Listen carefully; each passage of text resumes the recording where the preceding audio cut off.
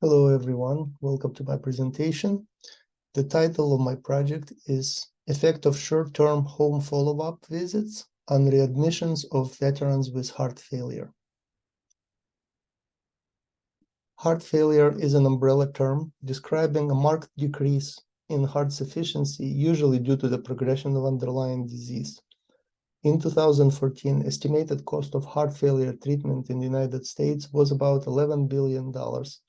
From over 1 million emergency department visits and almost 1 million admissions per year. Also, heart failure was a primary cause of over 83,000 deaths and was a comorbidity in over 230,000 more. Heart failure affects approximately 23 million people worldwide and 6.2 million people in the United States, with a projected US prevalence increase of 46% by the year 2030. According to the Framingham Heart Study, a prevalence of heart failure sharply increases with age and is higher in minorities. Statistically, after the discharge, 1 in 4 of all heart failure patients are readmitted within the first 30 days, and half of the patients are readmitted within 6 months. It is also estimated about a quarter of those readmissions are preventable. This is the highest readmission rate of any chronic condition, and this study aimed to detect a difference in 30 days and 6-month readmission rates between veterans with heart failure who received home nursing visits and those who didn't. High readmission rates have far-reaching implications. First and foremost, they reduce quality of life and place stress and financial burden on patients and their families. The hospital is required to allocate resources, ensure staffing, and coordinate care of readmitted patients. And negative readmission statistics may result in reduced reimbursements or even financial penalties if certain benchmarks are exceeded, affecting the organizational leadership on all levels. And finally, the VA is a government-run organization that uses public money to ensure services for veterans, and frequent readmissions divert those funds paid by the taxpayers from other needs. With rising healthcare costs and with aging population, institutions are searching for innovative solutions to ensure effective heart failure management. One of them is a hospital at home, in-home, or HIH program adopted by the Department of Veterans Affairs. HIH is based on a transitional care model, which identifies the hospital-to-home transition as a risk for poor outcomes in elderly populations, and assigns an APRN-led group to oversee the transitional period. The HIH is a nurse-driven program where registered nurses make home visits in a span of 30 days to recently discharged patients who are at high risk for readmission. They assess patients' health literacy levels, lifestyle habits, and medication compliance. The nurses focus on educating patients about the disease process, symptoms recognition, and promote lifestyle modifications, specifically diet and exercise. The study attempted to determine the impact that HIH makes on readmission of heart failure patients, and to answer the question, for patients with heart failure, is a short-term home visiting program effective in preventing readmissions? For the theoretical underpinnings, I selected the most appropriate, in my opinion, middle-range integrated theory of health behavioral change, developed by Ryan in 2009, which suggests that to implement a behavioral change, people need both health information and supportive social influence. While health information is present in all care modalities, the social facilitation aspect sets HIH apart, as visiting nurses are able to assess a wider set of conditions influencing health behaviors. The theory describes two sets of outcomes, proximal or short-term, as changed attitudes, food and activity choices, etc., and distal or long-term, as improved health status or activity levels. In line with this theoretical framework, the study attempted to assess proximal outcomes as 30-day readmission rate, and distal outcomes as 6 months all-cause readmissions. To find the existing evidence on the subject of effectiveness of HAH care, a literature search was conducted in 2 major repositories, specifying peer-reviewed publications in English language and a time frame of 8 years.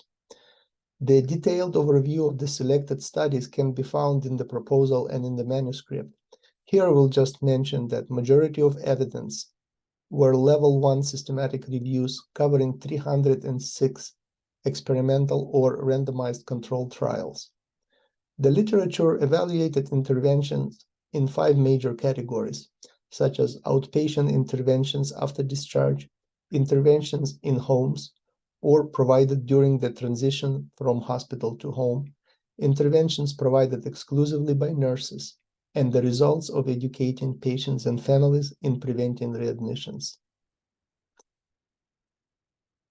While the literature indicates the effectiveness of interventions in every individual category, it appears that there is no research to date evaluating the effectiveness of a service that combines all of the above interventions with the intensity utilized by the HIH and applied to the US veterans, which comprise nearly 7% of the US population.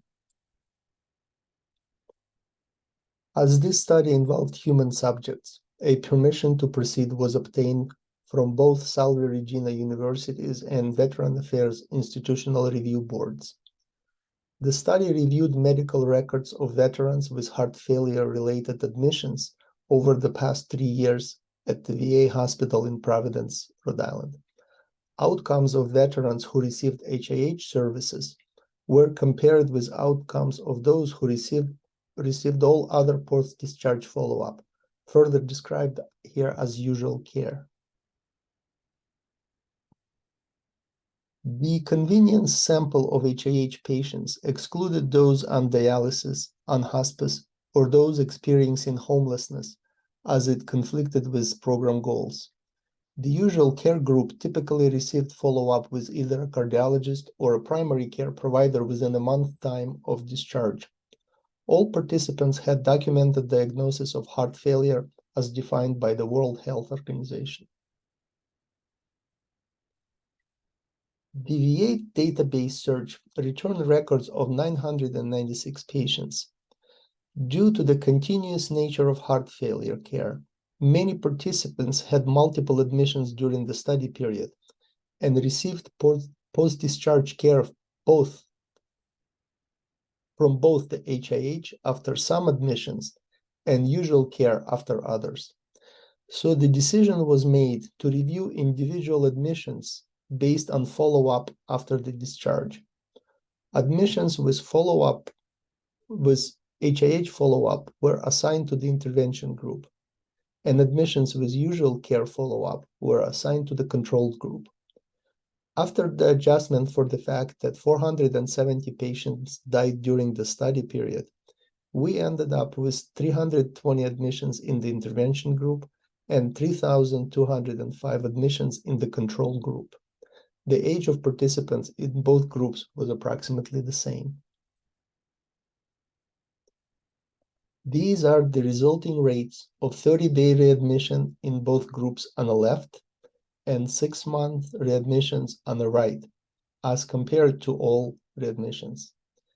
The HIH data here is shown in blue and usual care is in yellow, while all readmissions shown in gray. We can see the difference in rates between the two groups, both short and long term. Well, on this slide are shown readmission data for both intervention and control group, broken by the patient's 10-year age groups. On the left, we have 30-day and 6-month readmission rates for the HIH group, and on the right, the same information is for the control group. These graphs allow us to note that ages of participants in both groups are approximately normally distributed, and that the HIH had no patients in the 30th age group and 100% readmission rate in a 100+ age group, which will appear on the next slide more prominently.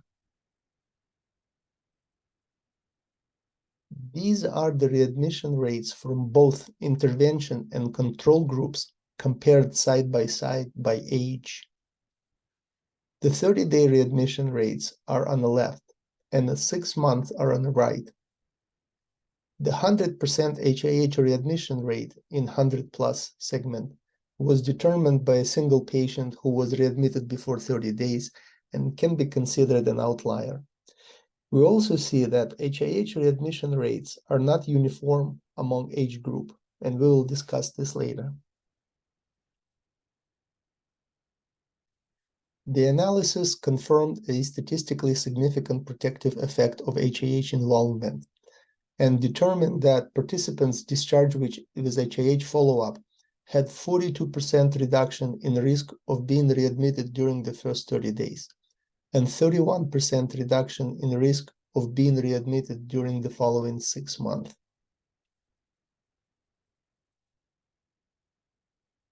Additionally, data have shown that HIH group had longer time to 30-day readmission, which was about 15 days versus 8 in control group, but shorter time to 6-month readmission with 67 days versus 83.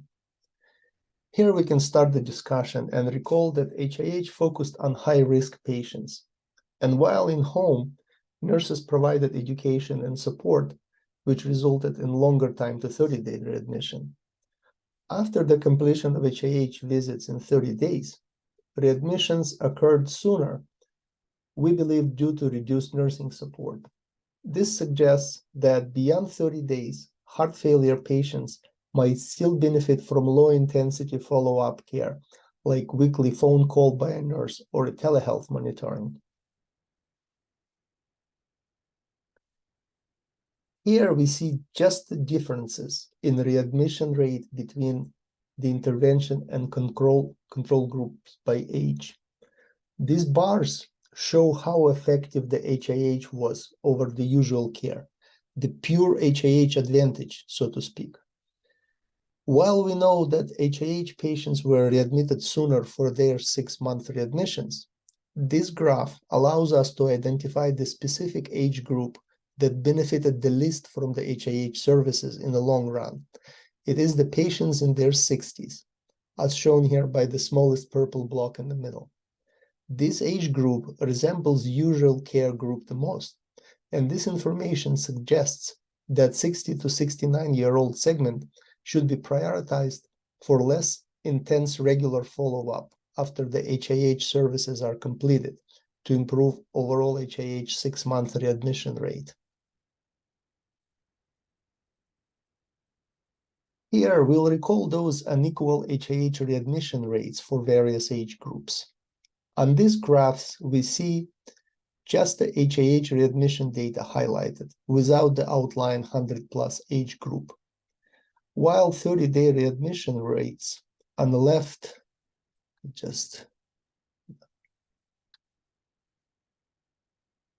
readmission rates are not that big. The difference between some age groups are significant, sometimes more than double, possibly reflecting patients' change acceptance efforts. In the intervention group, readmission rates were higher for the patients in their 50s, lower in the 60s and 70s, rose in the 80s, and fell again in the 90s. We postulate that younger and typically more active patients possibly exhibit lower awareness of the chronic and limiting nature of the disease, or inability to make immediate changes due to work or life demands. The awareness possibly increases along with compliance as a result of lower career demands later in life, until age and comorbidity-related factors impact adherence somewhere in the 80s, increasing the readmissions again. For the 90s group, we saw an improvement again, and it was possibly due to the increased involvement of caregivers for this age group. This insight might aid nurses in adjusting care for the higher risk patients. And as can be seen on the right graph, the HIH was more consistent in preventing longer term readmissions among all the age group, as evidenced by the smaller differences between the rates. Additional research can be done to supplement the findings of this study and further explore the advantages of providing interventions in patients' homes. For example, the effectiveness of specific interventions for various populations can be determined. This would help reallocate resources to the most helpful components of care. Investigating dose-response relationship for various groups may justify shortening the service period for some and extending it for others to improve their overall readmission trend. If potentially restructuring visit intensity and service duration may improve times to 6-month readmission, evaluating subsequent readmission statistics for HIH patients to ascertain long-term effects of nursing interventions in patients' homes, analyze the effect of HIH on duration of hospitalization, conduct qualitative studies to depict the experiences of the veterans, their caregivers, and visiting nurses, so we can incorporate subjective perceptions in holistic care approach. And finally, conduct studies on various non-veteran groups to determine the effectiveness of the HIH approach in other US populations. These study limitations encompass generalizability and retrospective design drawbacks. The results may not be applicable. The results may be applicable only within the VA system due to its focus on predominantly male veterans' unique service-related needs and specialized backgrounds. In contrast with the broader US healthcare system, the VA uses standardized care pathways and electronic medical record system throughout the country, and the HIH is fully integrated in this system and the provider's network. Therefore, the usual care protocols may not be comparable to those in the private sector, and privately owned HIH clinics may not have the same level of access to providers and services. Retrospective studies offer weaker evidence than prospective studies due to their reliance on existing data, which may not have been collected for the study's purpose. They also rely on potentially unrepresentative convenience sampling, which may allow for unrecognized confounding factors. It can be difficult to ascertain temporal relationships in retrospective studies, and they can only determine association and not causation. While the inherent retrospective limitations fully apply to this study, the best effort was made to ensure the validity of results. For example, the admission data was found reliable and verifiable. The entire heart failure population was included in the study sample, and unsubstantiated claims were avoided. The study's strength can also be attributed to its type and design. Evaluating past outcomes can be done quickly and with no inconvenience to patients. Investigators gain access to data covering large populations and spanning long periods of time, which allows studies to have more statistical power to detect the significant differences between the groups. This study evaluated real-world practice and setting, was not affected by the loss of follow-up, and accounted for difficulty of diagnosing heart failure on admission by including all patients with history of heart failure. This study was cost-effective because it used existing data, which saved time and money that would have been spent on recruiting participants and collecting new data. And finally, it has a good potential for replication due to its speed and low cost to confirm the findings of the study and to generate new hypotheses for further investigation. The HIH is a sustainable program, as reduced readmissions are associated with significant benefits for healthcare consumers and organizations, such as improved quality of life and cost reduction. Moreover, HIH is highly flexible and an adaptable platform with potential for acute care in patients' homes, which aligns with the global shift towards home-based care. It can cater to diverse populations and conditions, ultimately advancing patient-centered, cost-effective healthcare in the comfort of patients' homes. The study findings may have positive implications for nurses in the VA healthcare system that care for the patients with heart failure, suggesting the need to promote HIH programs among the staff and leadership. Reduced readmissions can lead to a more manageable workload, leading to improved patient outcomes and reduced burnout rate among nurses. The HAH could be expanded to treat patients with other heart or chronic diseases, providing more opportunities to APRNs to assume leadership roles. While they already practice without physician supervision at the VA, the PRNs can use outcomes of their programs to advocate for practice freedom nationwide. In conclusion, this study examined the impact of intensive nursing interventions at home on readmission rates among U.S. veterans with heart failure. It compared records of patients receiving hospital and home services to those receiving usual care. The analysis showed that HAH care significantly reduced both 30-day and 6-month readmission rates. Additionally, patients in the HAH group experienced a longer time to first readmission, emphasizing the importance of comprehensive care. The study highlighted the need for tailoring nursing intervention based on patient characteristics and needs, and suggested some areas for future research. And this is the list of reference.